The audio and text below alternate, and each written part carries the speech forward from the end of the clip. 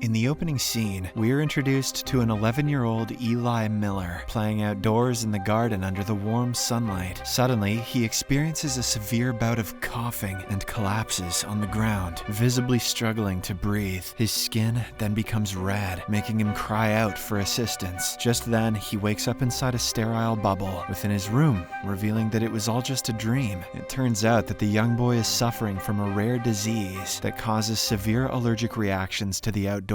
This forces him to live his life in protective gear, but he's still got nothing on Bubble Boy. Despite the challenges, Eli receives unwavering love from his mother, who tries to express her affection through the plastic bubble so that he won't feel lonely. We also learn that the daily items used by Eli need thorough sterilization and placement in a bag before washing. His clothes come in airtight bags, and he has to wash himself with wet wipes. Whenever he travels outside, he has to put on a special protective hazmat suit. He'd probably get bullied if he didn't look like such a badass. One day, Eli's parents, Paul and Rose, take him out of the place as they seem to have found a place for his treatment. It appears to be a long journey, so they spend a night at a motel. The next morning, as they prepare to leave, a group of bullies taunt Eli for wearing the protective suit. They even toss a cracker in his way, causing him to stumble. This tears his suit, and he has difficulty breathing. But before anything bad happens, his parents hurriedly seal the torn suit with duct tape, hence saving his life. After an entire day of driving, the family arrives at the treatment center, which turns out to be an old mansion that has been modernized and quarantined. At first, Eli is sent through a decontamination process, followed by his parents. Once inside, they're received by Dr. Horn, who's been using this treatment for years on various kids. Despite the doctor's assurance that it's safe and Eli can remove his protective suit, the boy remains skeptical. As they make their way to their room, Eli curiously asks if she has saved any other children. However, the latter evades the question and simply promises to make him better. Just then, they hear an unusual noise coming from the ceiling, which Horn attributes to the air filtration process. Eli also spots a small dark corridor where he catches a fleeting glimpse of a girl, but she quickly vanishes. When he questions Horn about the area, she simply deems it unsafe for him and proceeds forward. She then leads them to Eli's room and shows them a bathroom with filtered water. The little boy nervously removes his suit, and to his delight, nothing bad happens. Now, he's finally able to hug his parents after years of isolation. Later, Eli takes a shower, shedding tears of joy as he relishes a sense of normalcy. As night falls, he struggles to sleep due to strange noises echoing through his room. Soon, his attention is drawn to a bug repeatedly hitting the window. He gets up to check, only to see a small foggy patch resembling someone's breath. Moments later, he's startled by a handprint on the fog, which prompts him to run to his parents' room for the night. Mom, Dad, there's an invisible pedo sneaking peeks out there. The following morning, Horn leads Eli to the operating room to initiate the first stage of the treatment. There, nurses change his outfit, record his weight, and capture some photographs. Intrigued by the pictures, Eli questions the nurse, but she playfully warns him against asking questions. After this, he is tied to the table, and a special contraption is used to hold his head in place, making him nervous. Horn then begins to explain the science behind this treatment, while injecting him with some unknown substances. However, Eli is distracted by the creepy reflection he sees on the back of a chair. Before he can inquire about it, he is knocked out cold. Upon regaining consciousness, Eli experiences intense pain caused by burning skin. He desperately pleads to be released, but to no avail. Suddenly, he jolts awake in his room, realizing it was merely a nightmare. He then gets up to look through the window and sees a girl named Haley throwing stones. She invites him to meet her, and Eli, who is eager to connect, rushes downstairs. They introduce themselves and start bonding over their shared interest in magic. Eli attempts to demonstrate a card trick, but she surprises him by igniting fire in her hand. "That was some David Blaine shit," says Eli. He then invites her inside, but she refuses, explaining that the place is creepy. After Haley leaves, Eli heads back to his room. In the corridor, he spots a creepy girl, causing him to be startled. At the same time, the lights go out, and he notices that the girl is chasing him. Frightened, he tries to run away, but stumbles and falls as the lights flicker. A spooky shadow behind a curtain adds to his fear. However, he's relieved to learn that it's just his father, creeping on his ass, who scolds him for wandering alone in the house. During dinner, Eli confides his frightening experiences in his parents, but they don't believe him. That At night, he reads a magic book to understand the trick demonstrated by Haley earlier. During this, his attention is caught by an oddly shaped curtain. He walks forward to check, but finds no one. Following this, the boy proceeds to write his name on the foggy glass. To his horror, someone erases the letter E of his name and adds it at the end, turning it into lie. Startled, he steps backward, only to get bumped into his wardrobe. In its mirror, he sees a reflection of a ghost girl, leaving him truly terrified. Eli tries to crawl away, but a hand grabs his legs, prompting him to scream in fear. However, he sees that it's his parents trying to calm him down. Later, they discuss his experiences with Horn, and she claims it to be the side effects of the medication. According to her, one needs to get worse before getting better. The next day, Eli undergoes the second phase of treatment. Once again, his hands and legs are fastened to the bed, and additional devices are attached to his head this time. As Horn administers the injection, Eli's skin starts burning, causing him excruciating pain. To his bad luck, Horn says that the virus intended to cure him is unable to breach the blood-brain barrier. As a result, she drills a hole into his skull, causing the boy to lose consciousness in agony. This movie is rated R for skull holes. Later, at the dining table, Eli tells his parents that he feels the doctors are making him sicker and expresses his wish to leave. But this only makes Paul angry, so he gives Eli an ultimatum to stay and get better or leave and remain sick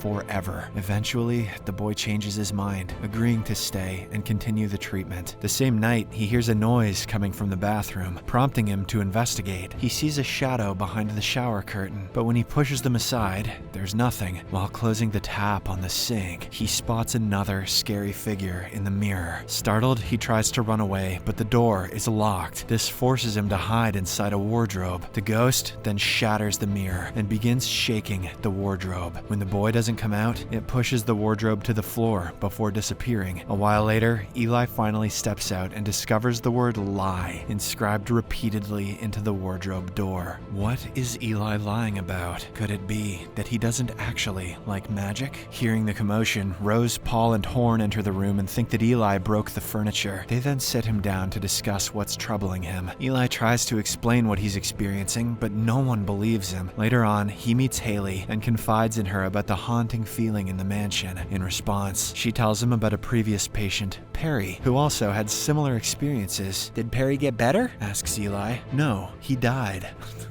Just kidding. However, she never saw him again after the third stage of his treatment. Haley then strongly urges Eli to leave the place before the third stage of treatment, but he explains that survival in the outside atmosphere is not an option. Suddenly, the lights inside the house begin to flicker. Seeing this, Eli asks Haley to wait and goes to check. Moments later, some strange forces push him to the ground and begin dragging him to the decontamination door. As he screams, he sees that he's being pulled by 3 ghosts, probably previous patients. The ghosts also open the main door, triggering a negative reaction in his body. Thankfully, his parents and Horn arrive just in time to rescue him. Eli then accuses Horn of killing Perry with her treatment, but she refuses to acknowledge him. In the midst of the chaos, the boy accidentally hits his arm on the fire alarm. This causes him to bleed, and he eventually passes out. Upon regaining consciousness, he overhears Horn discussing his condition with his parents. She admits that the treatment isn't producing the desired effects and advises them to convince their son to continue taking medicines on time. Following this, Eli's mother goes to his room to give him the medicine, which she politely puts in his mouth. Seeing this, his mother gives him a consoling hug. During this, he suddenly notices the scratches made by the ghost on the wardrobe and realizes that it isn't a word, but some numbers written upside down. After his mother leaves, he spits out the medicine, revealing that he didn't ingest it. Meanwhile, Horn burns Eli's suit in an effort to stop him from escaping. In his next meeting with Haley, Eli recounts his ghostly encounters as well as the discovery that the word lie is actually the inverted number 317. As they discuss, Haley speculates that the number might be a code for a door. Later, at midnight, Eli sneaks out of his room and uses the same passcode to access the forbidden room. Meanwhile, Rose gets into an argument with her husband because he had been hiding a fact. Eli's survival after the treatment is actually uncertain. Rose, who isn't ready to lose her child, decides to leave the place and begins loading their stuff in the car, but Horn intervenes and manages to convince her to stay, asserting that there is still hope. Back at the Forbidden Room, Eli finds the treatment files of the last 3 patients, Perry, Agnes, and Lucius, all of whom perished during the 3rd stage of treatment. Shocked, he rushes to inform his parents about this. However, he only finds his father and confides in him. Paul pretends to listen calmly and hugs him for comfort. However, it turns out to be a trap, as he deceitfully injects him with an anesthetic. Even though the drug doesn't work, the nurses come to take the protesting Eli to the operating room. On the way, the boy bites one of the nurses and shoves the other away, freeing himself. He then runs to the Forbidden Room to retrieve the files, but learns that the nurses have hidden everything. Desperate, Eli seizes a knife from the table to threaten them and escapes into Horn's room. There, he finds a photograph that reveals that Horn and her nurses are all nuns. Right then,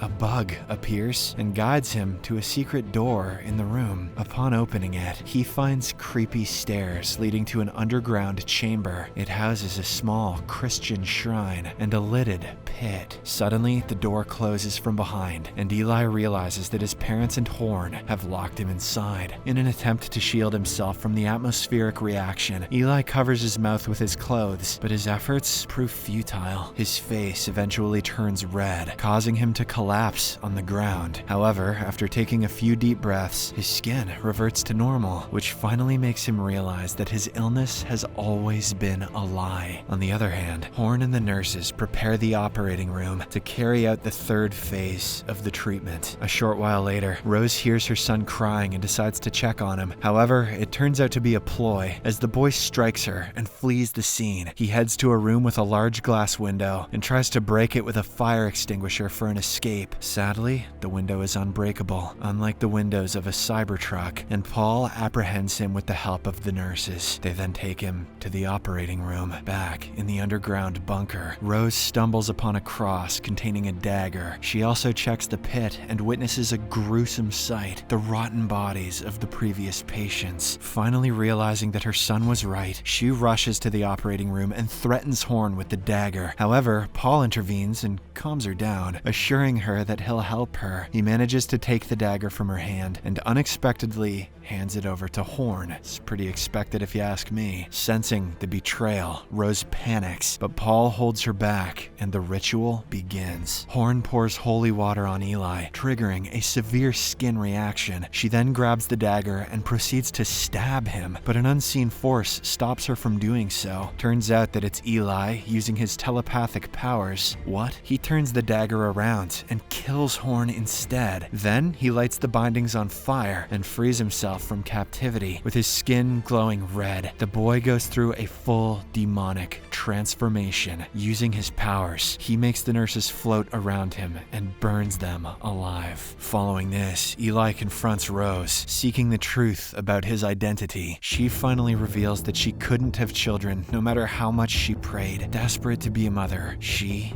turned to Satan. He eventually granted her a baby, but it wasn't normal. As a result, she had been trying everything possible to make him normal. Amidst their conversation, Paul advances with the sacrificial dagger, but Eli kills him by crushing his face telekinetically. You, Dad.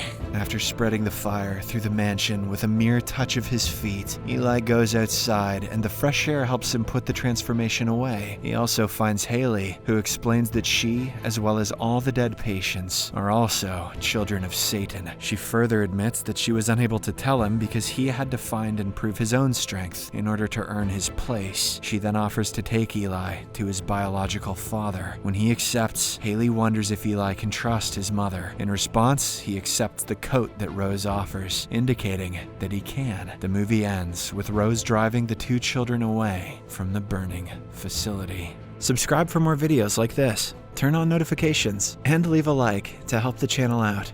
Thank you for watching.